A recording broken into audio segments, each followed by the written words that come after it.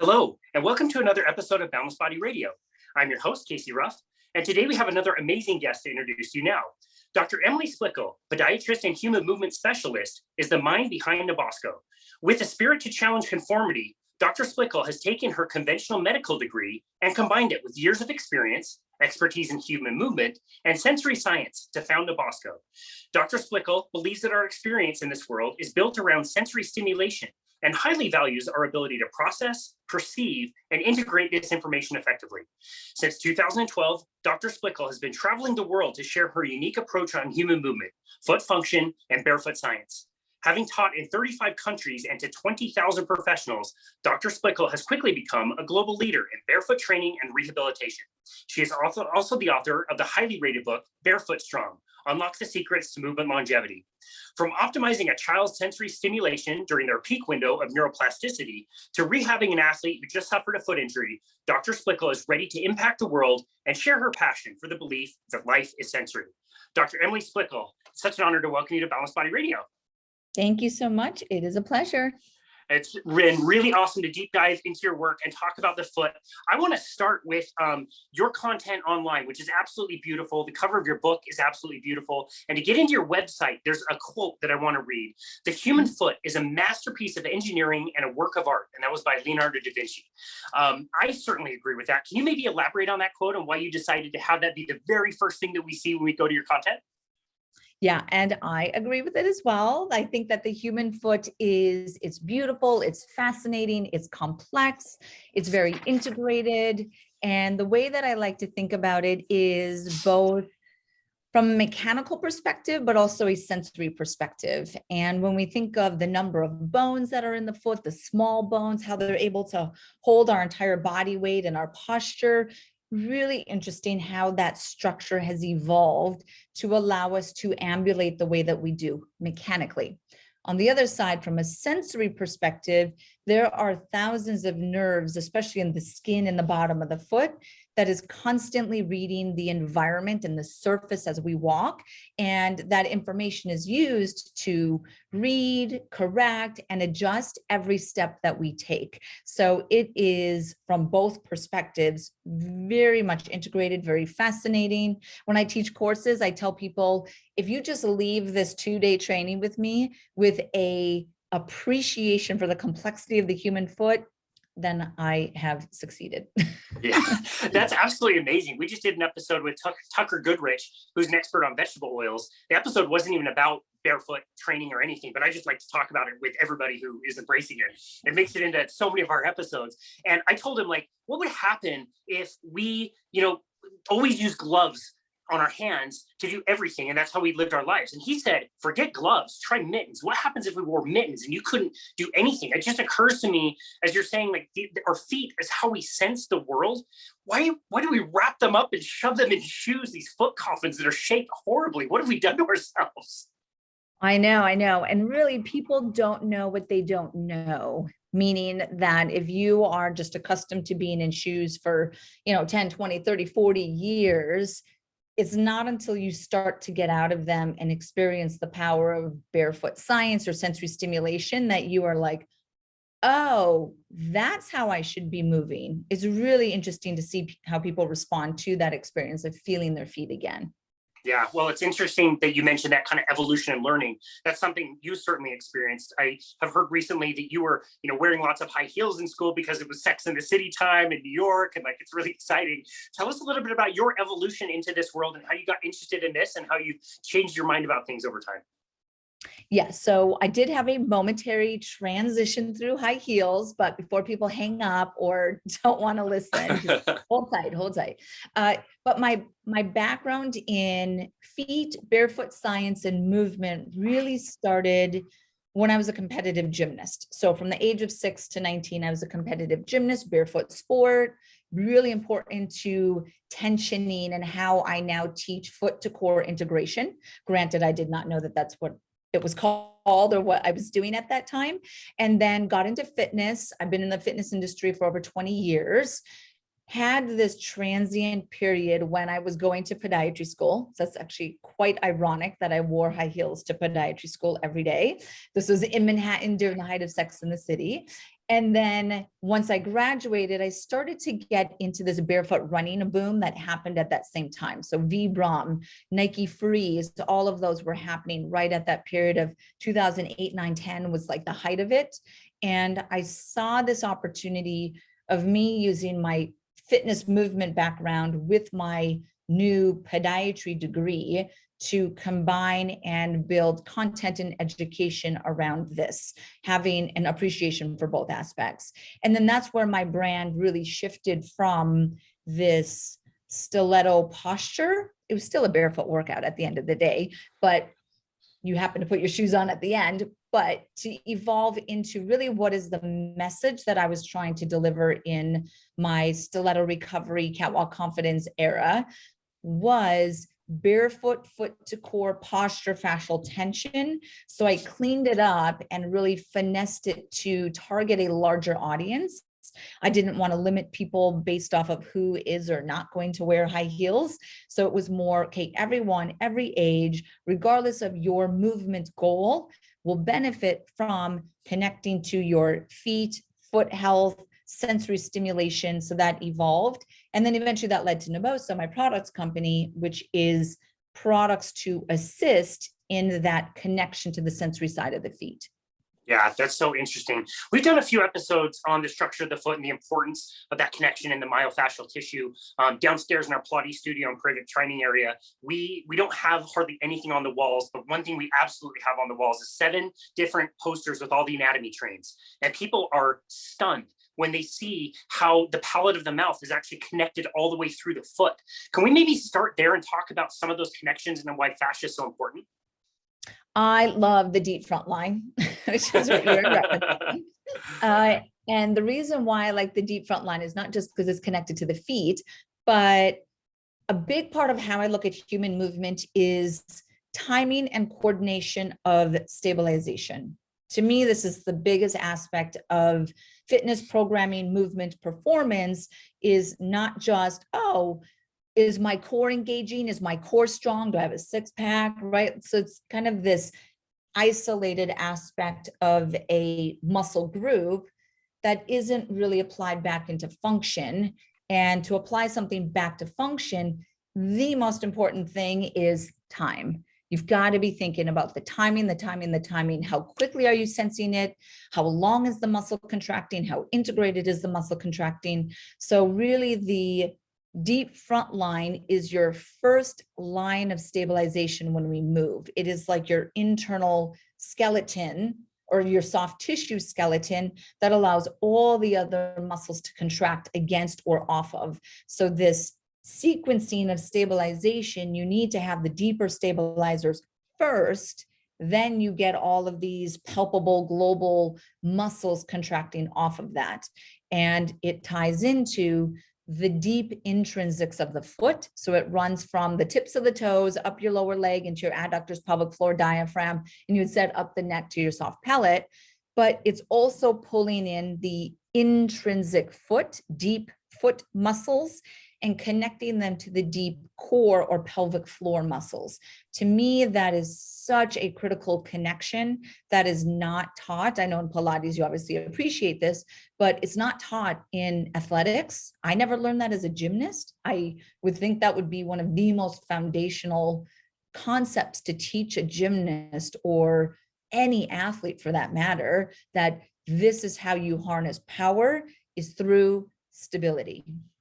Yeah, the concept that stability creates mobility. And I think a lot of people kind of throw those two terms around without really truly understanding each one of those. And I certainly was not taught that in athletics or really in a lot of the personal training certifications that I've ever done. So it's interesting to deep dive into that now. What are some of the issues you see with that line when people lose the awareness of having their feet connected to the ground? Let's say they've been in, a pair of shoes for a really long time. And again, it's one of your standard, Payless shoe store kind of shoes. And some of the things those include. What kind of issues do you see with that? Yeah, so when it comes to the deep front line or your foot to core, so I referenced your deep front line as your foot to core stabilization line or your toe to tongue stabilization way. So you can kind of access it both ways. But you need to have strong feet that are connected to a strong core. So if someone is having really strong core and they're doing a lot of center-based work for, let's say, strong glutes and, hip extenders, great, love it. But because of the fascial and integrated design of the human body, the feet have to be connected to the core, which means to fully have a strong core, you have to train the foot as well. And then similarly, to strengthen the foot in isolation is not going to lead to a strong core either. They got to be connected. So certain things that I will see is non-responding plantar fasciitis or fasciosis. I know that the foot and core are not connected. SI joint pain, tailbone pain or coccydynia, see that a lot. Hip labral issues, adductor strain, groin pain, ankle sprains, so many things that you can see both in the foot and the pelvis. And oftentimes it is because they are not interconnected and they're not stabilizing together as a team. They're kind of like, I'm over here strong, I'm over here strong, but we're not working together. And that will present as various pathologies or overuse injuries. Interesting. Do you ever notice a lot of problems in the knees as well? 100%. Yeah, your knee gets the shitty end of the deal. If your hip's not strong, your foot's not strong, your knee is going to experience the stress. I think a lot of people, especially in the fitness industry, are taught to think about the knee from a glute proximal stabilization perspective. And because of the complexity of the foot, they might not understand all of the subtle imbalances that can present in the foot as well, that could be causing the delayed glute activation that is causing the knee stress. So we want to get to the root of the issue, the actual root of the issue, not just a contributor, but we might not be seeing the whole picture still. Interesting. Yeah, that's very well explained. I appreciate that a lot. What are some of the features on modern footwear that are the worst? Is it that the cushion? Is it that they're usually like pitching us forward? Like what are some of the things that you look at in a shoe and just absolutely cringe? My biggest thing is cushion, because I'm very sensory based. So as soon as there's a high stack with lots of cushion, Hoka, as an example, to me, that is just sensorially disconnecting that individual from the ground, their nervous system, the body, their movement. That I'm like, if you're going to wear a Hoka, okay, I get it, super trendy. In certain conditions, I'll actually recommend it, like a hallux limitus, rigidus, neuromas, plantar plate issues. Sometimes I'll recommend Hoka. I do at some point, but I will say I need you to at least put a Neboso sensory insole in the shoe. So we are at least offsetting the disconnect that cushion is creating. That's my big one. Second one, of course, drop. I feel like a lot of shoes nowadays do not have the same drop that they did traditionally. They're shifting more towards this transitional drop, which sits around 8 to 10 millimeters of a heel toe drop or a declination. There are certain foot types that do benefit from a drop. So a slight overpronation or a navicular drop, medial pronation, you can pull them into a little bit of a drop and it'll stabilize the foot. So I don't get as excited, or I don't freak out over a heel toe drop as much as I do the cushion. One other one that I will mention though is the rigidity of either the shank and the counter that are in it. So if you have a shoe, and I don't have a shoe with me, and so I apologize, I'll just take this orthotic, and you can't twist it. So I need you to be able to like wring the shoe out like a rag or twist it. That is based off of the midsole that is running through the shoe.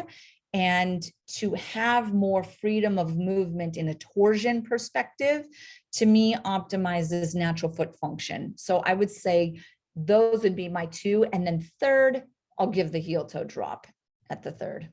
Yeah, no, that's great. That's very well explained. Recently, I ran into one of my neighbors who was walking around the lake, and he was wearing a pair of Hokas. And I mean, they look like moon boots. And he, walked up to me and he pointed at my Earth Runners, which are really minimal, and said, like, how do you walk in those? I kind of looked at him like, how do you walk in those, man? Like, so different. But and he made the comment that like if he wears anything else, he is in a lot of pain and he can't do it. And he was going on a hike later that day. And so he's wearing these in preparation so that he can do these other activities. And, I want them to be in a minimal foot and footwear, and I want them to start to experience, the benefit of being barefoot and get the foot stronger. But for somebody who says something like that to you, you must get that all the time. How would you respond? I do get that a lot. And I would want to explore a little bit more at the inherent awareness of the foot and the intrinsic strength. And this goes back to the foot to core, because if your feet are not connected to your pelvic floor is one of the most important anti-gravity muscles. People who are passive in their feet and feel like heaviness, diffuse foot fatigue, diffuse foot pain, extra weight and pressure on their foot, oftentimes they're not connected to their pelvic floor and this anti-gravity lift or the tension of their myofascial web, and that tone lift of kind of creating space, in a sense, that's what your fascia does, can result in this heaviness in the foot that then they think they need the cushion and the padding underneath it. So I would start with just reconnect to the sensory aspect, right? Using, can you do barefoot stimulation, being on the Neboso mat, release the bottom of your feet, use vibration platforms, just walk on the grass for 15 minutes, something to start to introduce sensory information to the foot. Then I would go through really this foundational short foot to core and make sure that the intrinsics are awake and that they're connected to the feet. Majority of people will be able to then transition out of something like that, outside of or with the exception of things that are exceeding physiology. So let's say this gentleman, your neighbor, happened to work on concrete floors for 10-hour shifts. I get it. That's very unnatural to the human body. I would probably want to be in Hocus too if I was standing on concrete for that long. So we need to balance the appropriateness of the demands that you're putting on the foot while still focusing on the natural strength and recovery of the foot, so that we do not become really succumbed or requiring this footwear to do all activities. Yeah, that's interesting. I mean, I think of like a really long ultra marathon or something. It's like, yeah, it's amazing that you can do that. And of course, as humans, we can run very long distances, but where do you draw the line of like, what should we really be able to do and what should we not be able to do? And that's where I have a tough time, wondering like some of these really high intensity exercises or environments like you're describing they're causing a lot of harm, Mm-hmm. Risk versus benefit. Yeah, no, that's a great way to put it. So for somebody like this, who is going to have to go through some type of recovery process, how long does that process typically take for most people? I know that's going to be highly variable. And you've already kind of alluded to this, but let's just reiterate, what are some of the steps that somebody needs to do to get started? So I actually put a lot of patients through a functional foot program, and either it's them transitioning out of custom orthotics and supportive shoes into a more minimal environment, or it is them coming off of an injury or foot surgery, and I'm trying to get them back to their return to function. I normally do this over 3 different phases. So phase 1, phase 2, phase 3. The first phase is just reconnecting to the sensory, foundational, stabilization aspect of the foot. So it could be release the feet every day, use the Naboso insoles, maybe a little forward lean to get your foot reflexively contracting or your digits reflexively contracting. And I have them do that every single day. There's like a little 15-minute series that I give a patient every single day, consistent, for 4 to 6 weeks. And why I do every single day, small doses, consistently 4 to 6 weeks, is because I'm trying to build behavior change, habits, and a lifestyle. So I need to, layer 1 has to be the sensory stability part. That once they have that, then I can start to add on more integrated strength. So it's going to be a higher load between the foot and the core, still nothing high ballistic dynamic aspects to it, because I just need now a foundation of strength, right? So you got sensory stability. Layer 2 is integrated strength. So I have exercises that they would do and integrate over 4 to 6 weeks. And then the third layer would be more of a functional dynamic demand, right? Is that higher load? Is it more like jumping rope? Is it kind of like a box jump? Bounding? What is it that's going to be a little bit more ballistic to whatever your demand is. And then I do that. So, and that would be another 4 to 6 weeks. So you're taking someone from 3 to 4 months really through this course. However, you cannot proceed to phase 2 until you successfully complete phase 1. So it might take people longer if they're not consistent with each of these different phases. And anyone who tries to fast track it, and they're patients of mine, they will come back and say, oh, I should have listened to you. You told me 20%, this number of repetitions. I only want you contracting your foot at 20%, or I only want you contracting your pelvic floor at 20%. And then they're like, no, because, type A personality, more. And then they come back to me and they're flared up because they happen to have a certain injury. And they're like, I should have listened to your 20%. When all else fails, follow the instructions. Exactly. If we go back to that first phase, what are some of the challenges that people will typically face that might make them kind of question why they're doing this and might make them quit too early? I think it's just the consistency. Sometimes when something is small dose consistently, and there's not this tangible change or this wow effect that people want, it's really the instant gratification of people today, that they just want, I do this, I get this right away. So it's a long game. And I will actually tell my patients those exact words. I'm like, this is a long game. You have to be in it for the overall bigger goal of what you're trying to achieve. And honestly, if you pull back in your life and you say, I'm going to take the next 3 to 4 months, 3 to 4 months in the big picture of your life is not long, right? I know each day at a time, you're probably like, this is ridiculous. I just want to go running again or whatnot. But I need people to be calm and committed and consistent. That is the biggest takeaway, is consistency. Consistent. Much better than 2 times a week for 30 minutes, you do a reset or a mobilization, and then all the other days you do nothing. It doesn't work that way. Yeah, I love the consistency piece as far as building habits. I've talked about this with a former guest. Like, yeah, you can come and buy personal training sessions with me 5 days a week through January, but you're going to get a lot more sessions if you buy twice a week through the entire year, and way less likely to quit when it really sucks. So I love that consistency part as far as building in the habits. It really seems like people are not willing to go through a process of getting that result. Like you said, we want the gratification, we want to be on stage and have the pictures taken and blah, blah, blah, but we're not willing to sacrifice for that. Yet that's where all the value in life comes from. If somebody were to be thinking about when to put this into their life, say it is somebody who's doing running or lots of events, I'm guessing the best time to think about starting this process would be in an off season.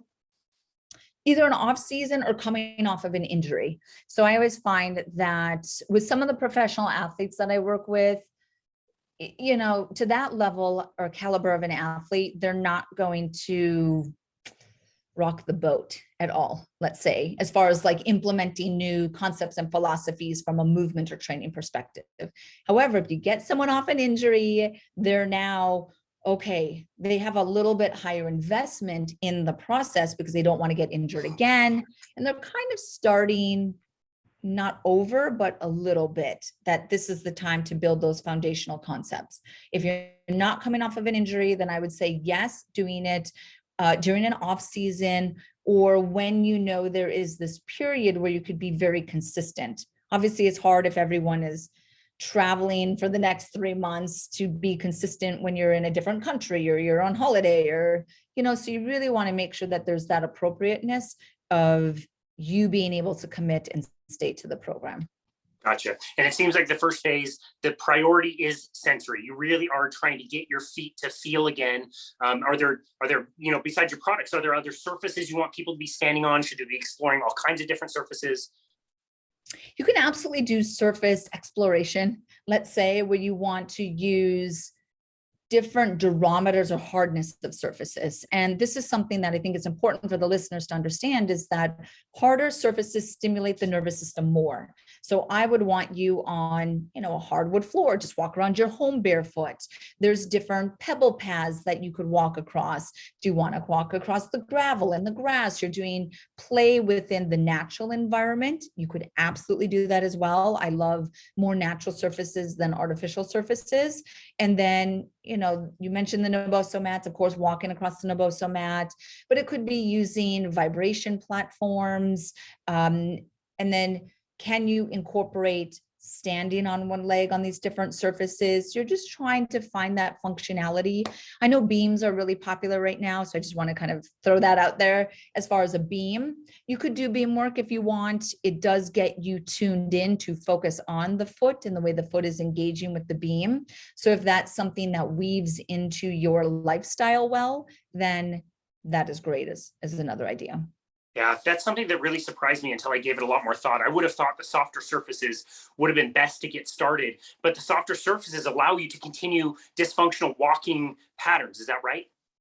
100%. Yes. So softer surfaces damp and create that sensory disconnect. And you can understand this by looking at research that looks at gymnasts and landing techniques and the accuracy of their placement through sensory stimulation on a hard mat versus a soft mat. And it's really interesting to see the accuracy of foot placement and body control on these hard mats versus soft mats, where you'd be like, oh, I need to like cushion because I'm landing from something high to protect me. But actually, the accuracy of the movement and the foot engagement is much higher on that harder surface. So I'm very much into advocating harder surfaces, bring in more sensory stimulation, connect to maybe a variety of a range of harder surfaces, but like wrestling mats, yoga mats, anything too soft and damped, even like living room carpet, all that does is create a sensory disconnect. Interesting. Yeah, that's fascinating. I love the gymnast thing. I can totally visualize that flipping through the air and having to slow yourself down. You need to make your body soft rather than making that landing soft to be able to control the movement. How would somebody know that they are basically about to graduate through phase one? So really it's time as well. So even if you think after 2 weeks you're awesome and you're stable and you're ready to go, I will still want you to do at least 4 weeks. I believe it takes about 30 days to create a habit. And that's really part of what I'm implementing here as well, is we're trying to create habits and change, behavior change. So if you do the 4 weeks and you're good, you're consistent, maybe there was some foot fatigue at the end of the day, and now you feel like you have more endurance in your feet. So you might not have any pain, but it could just be postural endurance, foot posture endurance, and you notice that. Some people will actually say that they sleep better from it as well. Or if you have other tightness in the body that you do not correlate to the feet. Let's say lower back, which we know correlates to the feet, but let's say the listener does not know that you could correlate low back tightness to the bottom of the foot. And you're doing this consistent foot release every single day, you might actually feel less strain and fatigue in the lower back as well. So it translates up in the body. It's not going to be just tangible changes in the foot itself. I see. So we'll notice certain things, certain signs and symptoms will be getting better, but the priority really is putting in the time to establish those habits before we move on. 100%. Yeah, well explained. Okay, so let's deep dive into phase two. Now we're trying to involve a little bit of movement. Is this where the short foot exercises start to come in? Yes, so this is where I will teach short foot, which is a foot activation or a foot strengthening technique. And it is integrated with pelvic floor. So part of the beginning of phase two is, if you do not know how to engage your pelvic floor, we have to cover that. You have to understand how to engage your pelvic floor in a controlled lift. So I consider it, you're saying hello to the pelvic floor. You're not doing like a massive 1 rep max with your pelvic floor. We don't want that. It is you just kind of lifting and releasing. You want to find the pelvic floor rhythm with your diaphragm or your breath. So that's an important concept that I need in phase two, while the awareness of lifting, spreading, foot tripoding the foot, getting the digits connected. So we got that. Once you can get them in isolation, then we need to integrate them. And when we integrate them, I often introduce them into single leg based exercises. So a single leg stance with control and connection between the digits, the pelvic floor, and then all the way to the tongue, to the pellet. Yeah, no, that's great. We will definitely link this video in the show notes. It's really helpful, and I encourage the listeners to, as long as you're not driving, obviously, pull up the video and watch these exercises, because it's different to hear you describe them. Although I'd love to hear you describe the exercise and how you build on that, and how you stack those things. But you in the video, it's about 12 minutes long, taking us through those things in sequence, I found to be very, very helpful. Again, way better to watch. But if you don't mind, could you take us through those stages and what people can Yes. expect as they go through them? Yes, absolutely. So what short foot is, the simplest way of describing it is you're pushing the digits into the ground. So the tips of the toes are connecting down into the ground. The way that I initially teach this now, which has kind of evolved a little bit through the years, is I will have people stand with their feet shoulder width apart, find their foot tripod. So under the first, fifth, the heel, lift the toes, spread them out nice and wide, place them back down on the floor. And then you're going to stand nice and tall as if you're stiff as a board. You're going to stay stiff as a board and just gently rock your body forward. As you start to rock your body forward, your digits are going to reflexively connect into the ground. You're not doing it. It is a reflex within your gravitational posture system so that you don't fall over. And then you go back into the vertical position. So you just rock forward, your digits are going to contract, and then you come back forward. Do that 5 to 8 times. And I do that as a way for people to feel what the action of the digits are. Meaning that when I tell you to push your toes into the ground, we're not doing a towel crunch. There's no curling or rolling in of the digits. You are trying to stay long, straight, and flat with the toes, because that's functional. You want your digits long, straight, and flat into the ground. So that forward lean, I will start to introduce. Once you have that, then we want to start to do that without leaning, and you'll push the digits into the ground. And at the same time, you want to lift the pelvic floor. If you're not aware of how to do that, then I would have you take a step back, and I would have you first find the anterior pelvic floor, find the posterior pelvic floor, and then relax both. So you would be doing a Kegel. Some people call the posture a poogle. So a Kegel and a poogle, but you are lifting the anterior or stopping your pee, and then you're lifting the posterior or stopping your poo, and then releasing both. So you're just trying to lift, lift, relax, lift, lift, relax. And then you do both at the same time. And then once you have that rhythm of a lift, a relax, a lift, a relax, I want you then, every time you lift, to push your toes down into the floor in the same way that it felt when we did the forward lean. So you would lift, toes down, release, lift, toes down, release. And then once you have that, you want to start to exhale every time you do it.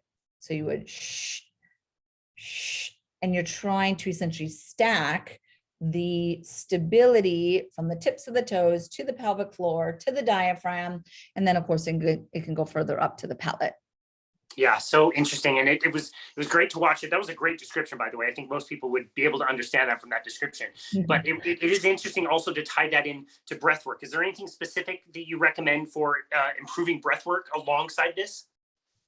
Yeah, so I don't claim to be a breathing master in any way, but because the diaphragm is so connected to foot stabilization, I have to teach it a lot or reference it a lot.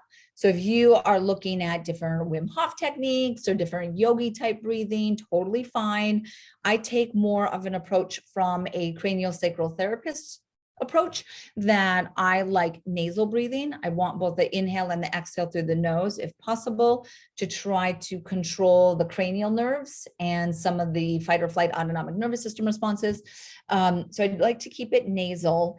And then I put a lot of my emphasis on the exhalation versus the inhalation, because if you do what's called end range expiration, so let's say I inhale for like 5 seconds through my nose, and I'm inhaling, my belly is expanding because I'm doing sub-diaphragmatic breathing. If I exhale and I really extend my exhale to 8, 9, 10 seconds, it's called end range expiration, your pelvic floor and your deep core stabilizers have no choice but to engage. So to me, it is a very good pelvic floor activation for the client or the individual who is like, what? you want me to what with my pelvic floor? Like they're so disconnected from that muscle. I just tell them how to breathe. And then as they're exhaling for 8, 9, 10 seconds, I'm saying, push your toes into the floor on 8, 9, 10, and essentially the same response is happening in the body. Yeah, that's a really good explanation. For all the breathing experts that we've talked to, James Nestor, Patrick McEwen, all these guys have told us, like, yeah, there's specific protocols that you can use, but it's really more about doing something, anything, especially with nasal breathing, than it is to follow like some exact protocol or something like that. So yeah, that makes a lot of sense. What are some misconceptions about core and core exercise, since we're kind of talking about that area? Where do people go wrong when they're trying to decide what exercises they want to do for their core? What I see, kind of pulling in from the fitness side, and then ultimately what I see from a movement dysfunction side, is this loss of coordination or the sequencing of the stabilizers. And what that means is that the deep core pelvic floor, again, I'm very obsessed with the pelvic floor, but the pelvic floor has to fire first. And once that engages, then you can start to build off of that, your transverse abdominals, your multifidi, your obliques, your rectus abdominis, all the other muscles that are part of our core that we think about it. But oftentimes, and you see this very common in athletics, is people become very good, athletes become very good at using these large global muscles, like their hip flexors, their psoas, the rectus abdominis, the obliques. But what's happening is it's not being built off of this deep, stable base.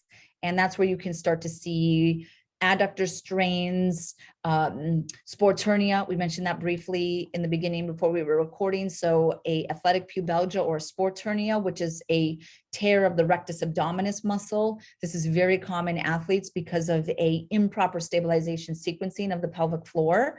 A lot of coccydynia I will actually see, and people don't realize that that's connected to all of this as well. And then a lot of hip labral stress or a loss of deep hip centration. So the femur isn't sitting in the joint well because of the timing of how all these different muscles contract and coordinate with each other. I see. Really can't fire a cannon out of a canoe if we don't have that stable base to hold from. All those sheer forces of heavy movement or dynamic movement can be just too much. Exactly. And a lot of the exercises that foster this, not to knock in any way on CrossFit, but maybe I will, just kidding. Is a lot of the higher intensity exercises, let's say as an example of hanging on a bar and bringing your legs in like an L sit, right? And for the listeners who can see the video, is there's a lot of kind of pushing forward. So people don't realize, like, okay, I'm going to find any muscle that's going to get my legs up. So I'm totally using all the wrong muscles in my shoulder joint to try to get my legs up. And I'm really just cheating the entire system. And not only am I going to get an injury in, my shoulders from that technique, but the deep core or that foundational soft tissue structure is just not connected. It's not part of this party in any way. So kipping, high momentum movements, being at extreme fatigue and just trying to really push through it with momentum versus technique is where I find a lot of the breakdown happens.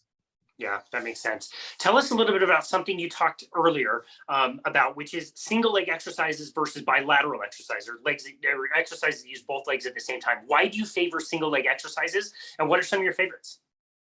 I love single leg exercises. One, they're good for your butt.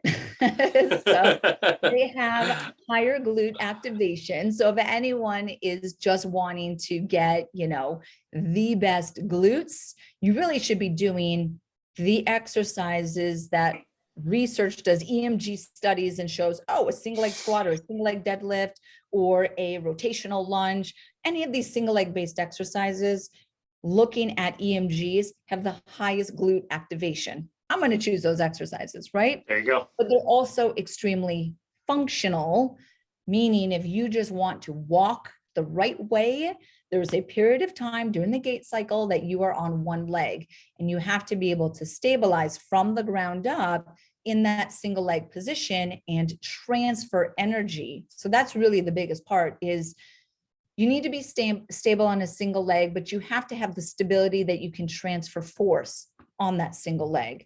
And that's a different demand on the human body as well. That translates to running. Almost every athletic position requires some component of single leg stability and force transfer on that single leg.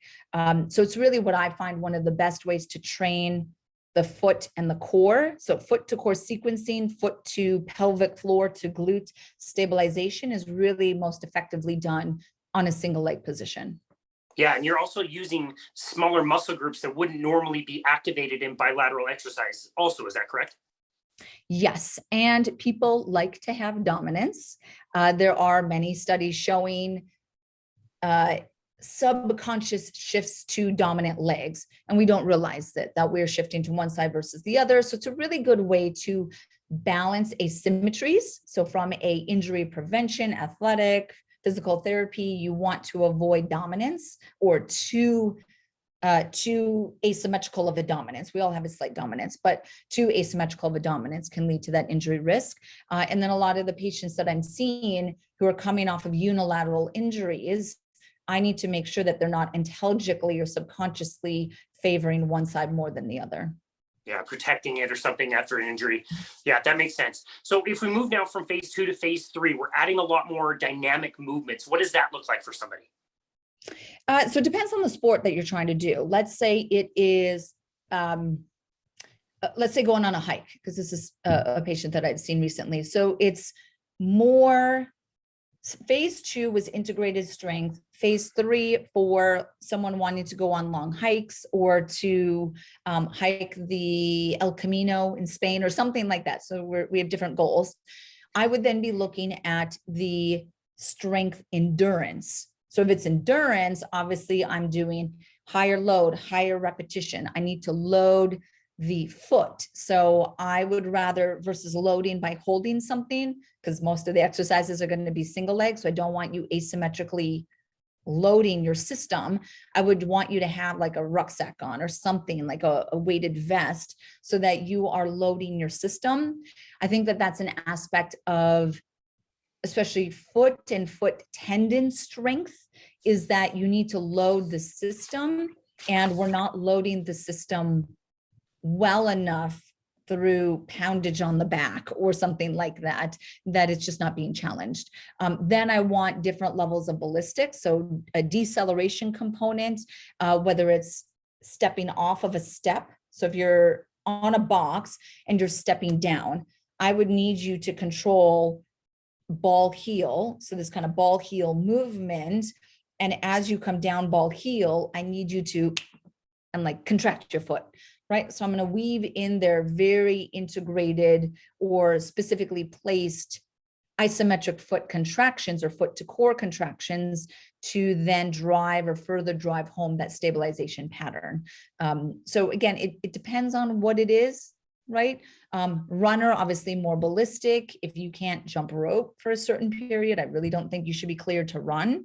If you don't have the skill or the coordination of jumping rope, I'll find something else for you, but you need to be able to do a certain number of single leg hops in order to really pass the stabilization and strength test to go running and not get injured.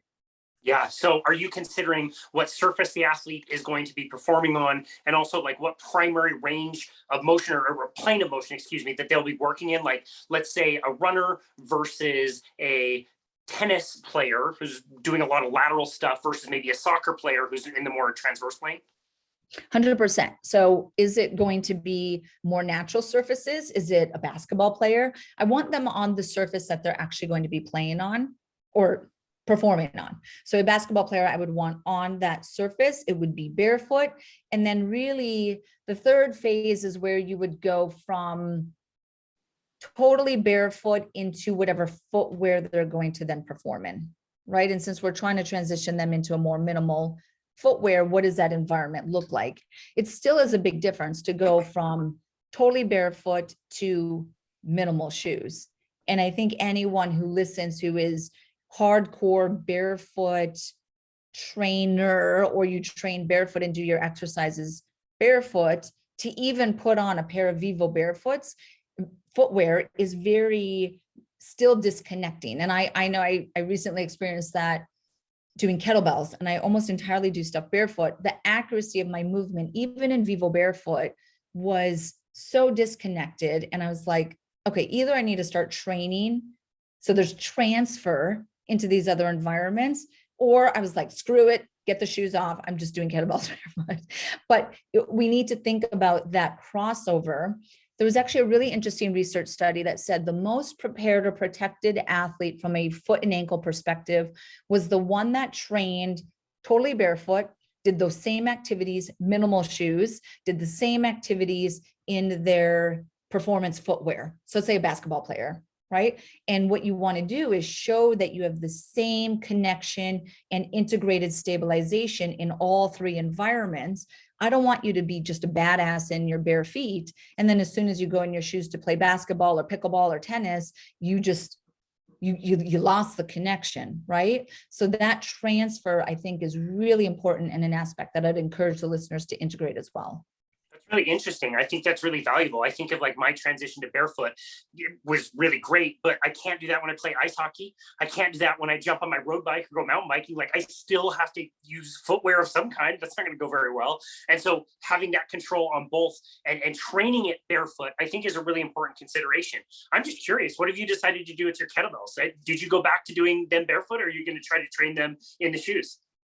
No, so I started doing it in the shoes. I put the Naboso insoles in my shoes, but I just love the digit dexterity as well. And I think that's a part of footwear that outside of the Vibram 5 fingers, no shoe can do that outside of the 5 fingers. And to me, digit dexterity is such an important part of how we connect to the ground in our movement, that I need to be able to articulate that aspect of the foot, especially when you're used to doing it. And that's how I harness my stability. So I'm going to take my advice, and I am going to train in both environments. So I become a badass in both, not just barefoot. But it's very tempting to be like, just take the shoes off and be barefoot. I definitely understand that. At least it's another layer of protection in case you fail a lift and that kettlebell comes crashing down on your foot. You'll be glad you have I hate to break a toe, right? Exactly. Wow. Okay, so then maybe this is a good segue into other tools that we can use and some of the products you've come up with. And so maybe we can start by what led you down this path? Why didn't you just stay in the medical field without, kind of developing some of these tools? What gaps were you seeing? Yes. So I first developed Neboso after traveling around the world and teaching other health wellness trainers, coaches about barefoot science and how to optimize the sensory side of the human foot as it translates to movement and performance. So what I started encountering was, okay, we're getting our clients and our athletes out of their shoes. Then you want to ask yourself, what surface are you training on, right? And I was seeing that there was really no surface innovation, a lot of footwear innovation, minimal shoes, all the technology that goes into footwear, but then no one was really questioning or challenging the surface component. So I started looking at research of surface science, different surfaces, feedback, sensory stimulation, and I got into texture. And texture is a stimulus to the nerves in the bottom of the feet. So I started to play around with the idea or the concept of bringing texture to a surface to enhance the overall feedback that we would get from our feet as soon as we take our shoes off. And that's what led to Neboso. For those that are seeing the video, this is one of the insoles, and you can see there's little tiny pyramids across the entire surface or the material that the products are made out of. Our mat, one of our mats is our first product that we ever launched in 2017. And it was a barefoot training surface, picture a yoga mat with these tiny little pyramids across the entire surface. And it was designed to activate they're called mechanoceptors in the feet, and it's an SA1 Merkel disc. So it's a really specific nerve in the feet that we're stimulating. And it is the same nerve that you stimulate when your finger reads Braille. So it's a 2-point discrimination pattern that stimulates this nerve. And what we started hearing from our users is they were like, this is awesome, but what do I do when I put my shoes on? I want it in my shoe. So we launched insoles. Then eventually, fast forward 4 years later, we now have release tools, we have sensory sticks, we have flooring, we have socks, we have 4 different insoles, so we have a whole full product line, and are now doing research in the space of textured science, you could say, like what does texture do to the feet and the nervous system? And then we apply those concepts to just overall wellness, fitness, also to medical, specifically neuro rehab. And there's a lot of research in post-stroke, neuropathy, Parkinson's, MS that we're doing, and then to the performance and the professional athlete side. Wow, that's awesome. I look at that sole and that makes my foot just so happy. You mentioned like the pebbles earlier. There was a time in my life where I couldn't walk on those types of things or use an insole like that without that being very uncomfortable. And now I'm just like, yes, foot massage. This is amazing. It's so great to actually feel some of those surfaces. Do you get the same feedback? Yeah, so people don't know what to expect because texture is, it's its own thing, right? One of our team members is like, it's like asking a fish how it feels in water. Like it doesn't know any difference, right? Like it's hard to explain certain things where texture is definitely experiential. But from the majority, now having been in business for over 4 years and selling thousands of these different products and getting feedback, is the great majority of people want more sensory information. So they would be sensory seeking, or they have this positive association with more sensory information.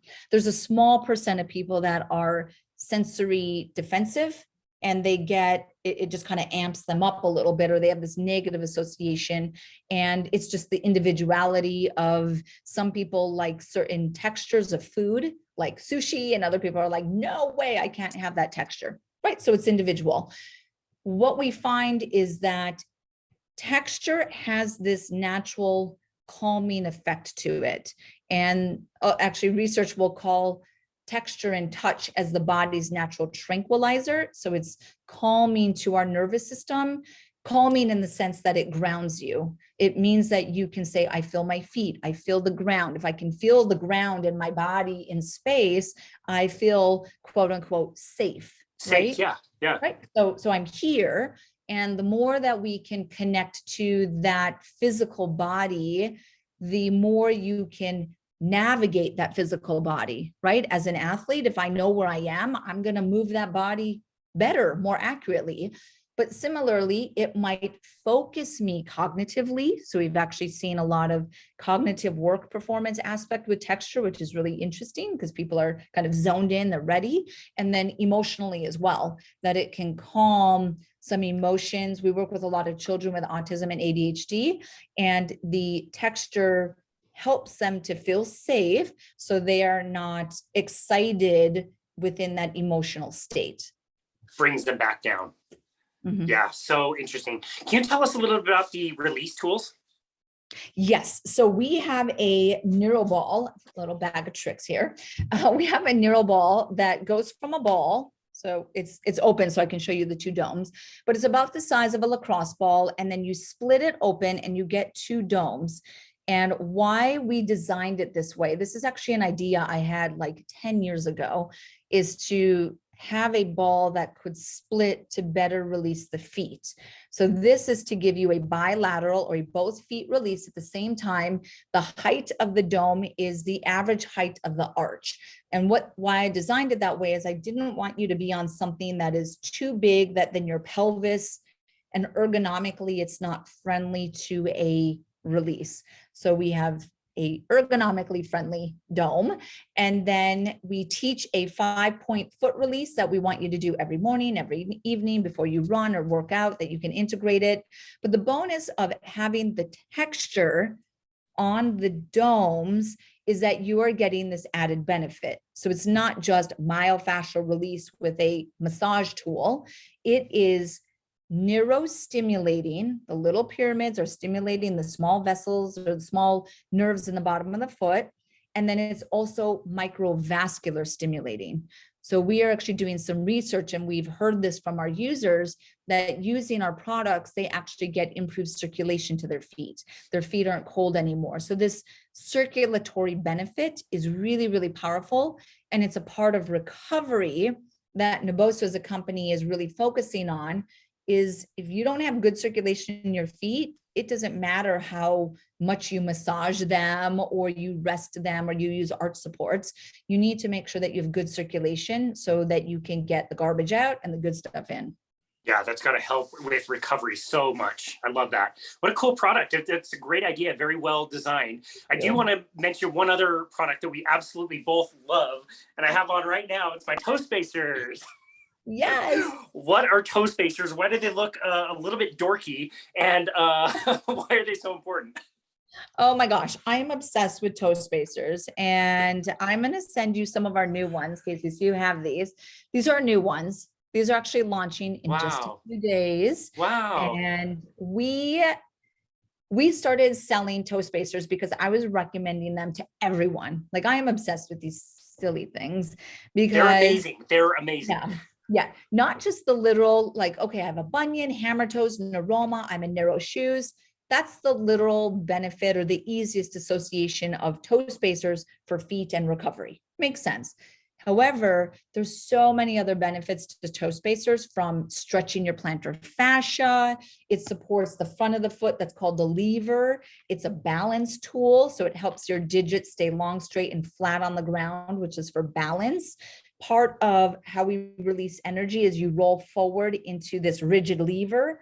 And a rigid lever needs to be wide. So you need to splay or spread the metatarsals and the digits so that you have this wide surface area to catapult off of. So it is so much more than just, I have hammer toes and bunions and therefore I'm using them.